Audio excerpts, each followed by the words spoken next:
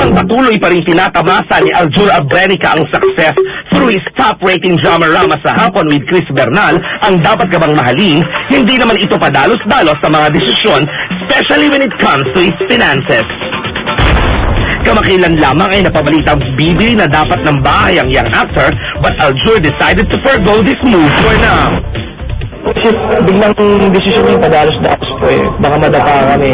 Kailangan, muna, tingnan muna na maigi. Isip ko yung finance eh. Financial eh. Oo, kasi kaya naman, pero may inaasikaso po kami ni Dan sa Batangas. Yung bar na pinapagawa namin, mag-open na po siya sa June. But even if that didn't work out sa ngayon, Aljur has made the decision to put up a business in partnership with his father upang i-invest na rin dito ang kanyang hard-earned money.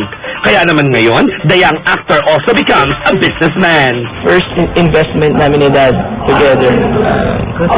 Actually, kahit hindi ako tumulong kay Dad eh, kayang-kaya na po ni Daddy.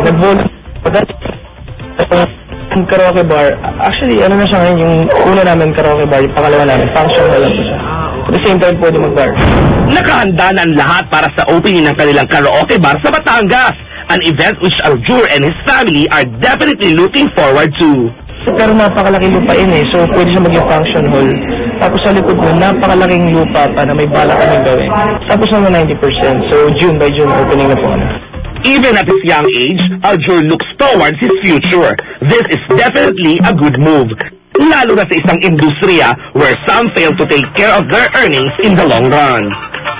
Habang maaga po, sabi nga ni Dad, si Dad kasi laging tutok sa akin. Na habang maaga, maganda na yung settled ka na.